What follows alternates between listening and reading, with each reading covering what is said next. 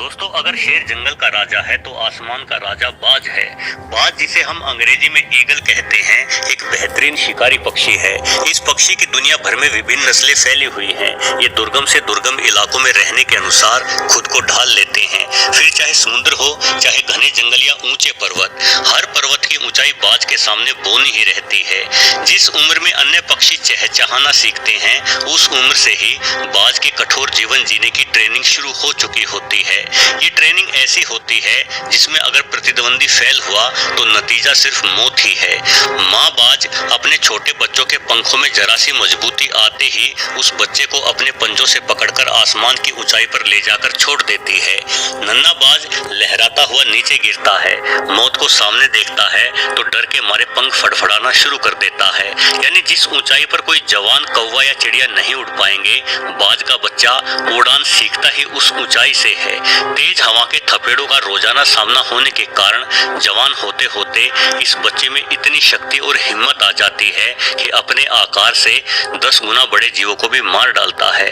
बाज की पाए जाने वाली विभिन्न नस्लों में से कुछ नस्ल के बाज अधिकतर 70 साल तक जीवित रह सकते हैं, किंतु इस उम्र तक पहुंचने से पहले ये एक बेहद खतरनाक पड़ाव से गुजरते हैं। आपने देखा होगा कि बाज की चोंच आगे से मुड़ी हुई होती है। 40 साल की आयु तक पहुंचते पहुंचते ये चोंच इतनी अधिक मुड़ चुकी होती है कि बाज इस चोंच से शिकार नहीं कर पाता।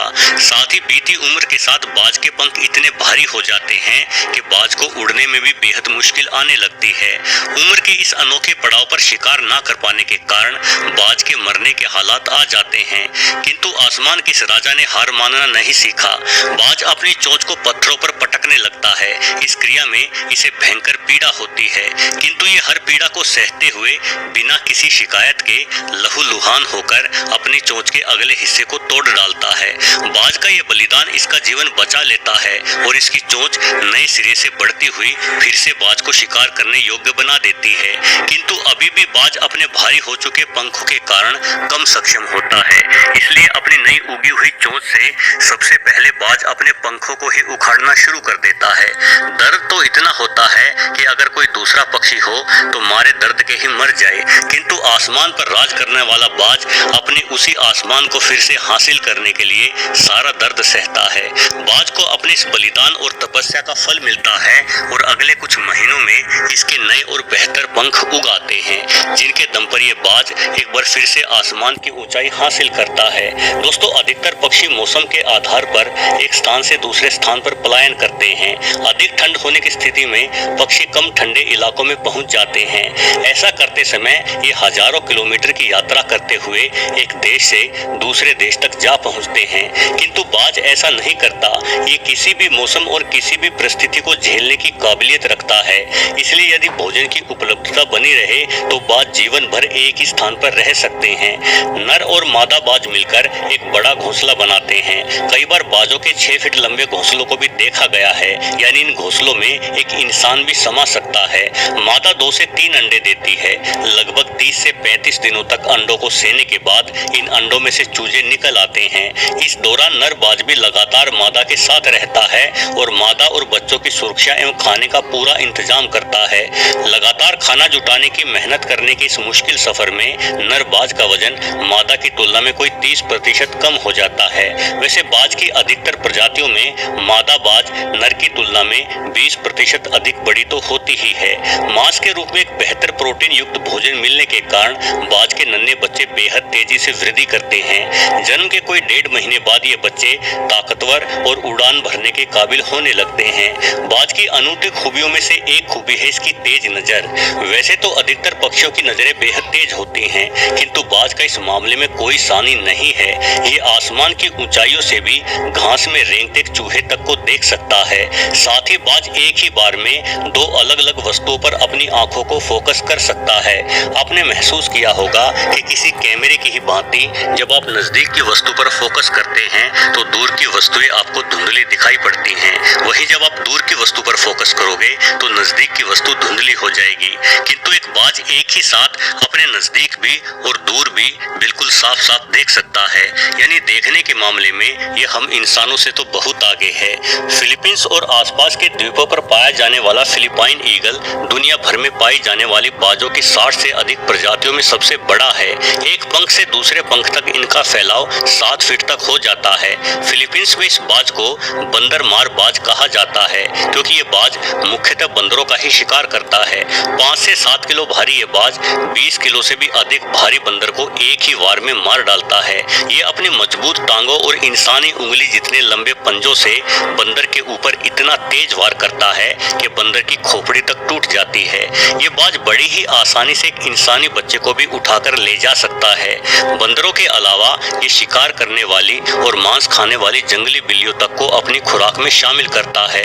हालांकि जंगली क्षेत्रों के लगातार सिकुड़ने के कारण आज फिलिपाइन ईगल पर लुप्त होने का भयंकर खतरा मंडरा रहा है। एक सर्वे के मुताबिक वर्तमान में मात्र 700 से 800 की संख्या में ही फिलिपाइन ईगल बचे हुए हैं। वहीं गोल्डन ईगल और बाल्ड ईगल बाजों की अन्य 2 बड़ी उपप्रजातियां हैं। हिंदी में बाल्ड शब्द का अर्थ होता है गंजा, किंतु बाल्ड ईगल का सर बालों रहित नहीं होता, बल्कि इसे ये नाम अपने सर के सफेद बालों के कारण मिला है। इस बाज को सी ईगल यानी समुद्री बाज के नाम से भी जाना जाता है क्योंकि अपने आहार के लिए ये मुख्यतः समुद्री जीवों और मछलियों का ही शिकार करता है। कभी कभार ये छोटे मगरमच्छों और छोटी शार्कों तक को मार डालता है। बाल्ड ईगल उत्तरी अमेरिका महाद्वीप पर पाया जाता है। वहीं गोल्डन ईगल उत्तरी अमेरिका सहित उत्तरी एशिया और यूरोप के देशों तक फैला हुआ है। ये बाज मुख्यतः पहाड़ी क्षेत्रों में रहना पसंद करता है, जहां इसे पहाड़ी बकरे के साथ साथ हिम तेंदुए जैसे घातक शिकारी जानवर का शिकार करते हुए भी देखा गया है। दोस्तों, वैज्ञानिक तौर पर बाज अक्सेपिटर्डी फैमिली से संबंधित है। अगर विकास के क्रम से देखा जाए तो फाल्कन कहे जाने वाले पक्षी बाजों के बेहद नजदीकी रिश्तेदार हैं। फाल्कन आकार और वजन में बाजों के मुकाबले छोटे होते हैं, किंतु इनकी खूबियां किसी बाज के ही समान होती है। फाल्कन पक्षी अपनी खुराक में अन्य पक्षियों को ही शामिल करते हैं। ऑस्ट्रेलिया में पाया जाने वाला ग्रे फाल्कन इस प्रजाति का सबसे बड़ा पक्षी है, जो करीब 1.5 किलो भारी हो जाता है। ये बाज तोतों, कबूतरों और बतखों जैसे पक्षियों का शिकार करता है। वहीं पेराग्रीन फाल्कन नामक ये बाज धरती का सबसे तेज जीव है, जिसे उड़ते हुए देखना अपने आप में एक अद्भुत नजारा होता है। ये आसमान को चीरता हुआ 400 किलोमीटर प्रति घंटे की रफ्तार हासिल कर लेता है। ये रफ्तार किसी चीते की रफ्तार की तुलना में करीब 4 गुना अधिक है। ये मुख्यतः उड़ते हुए कबूतरों का शिकार करता है। एक कबूतर भी लगभग 150 किलोमीटर प्रति घंटे की गति से उड़ान भर सकता है। साथ ही कलाबाजियां दिखाने में माहिर कबूतर पर स्टिक निशाना लगाना भी बेहद मुश्किल होता है, किंतु पेराग्रीन फाल्कन किसी गोली की ही भांति एक दिशा से दूसरी दिशा में बढ़ते हैं। ये उड़ते हुए कबूतरों को हवा में ही मार गिराते हैं। दोस्तों, बाज जैसे कुशल शिकारियों को इंसानों द्वारा पाला भी जाता रहा है। आज भी कई आदिवासी जनजातियां शिकार आदि करने के लिए बाज को पालना पसंद करती हैं। हालांकि वर्तमान में अधिकतर देशों की सरकारों ने बाजों का पाला जाना प्रतिबंधित कर रखा है, किंतु अरब देशों के अमीर लोग शौकिया शिकार के लिए अभी भी बड़ी संख्या में बाजों को पालते हैं, क्योंकि एक बाज तेज निगाहें, कुशल प्रवृत्ति की बदौलत अपना निशाना कभी नहीं चूकता। वीडियो देखने के लिए आपका बहुत बहुत धन्यवाद।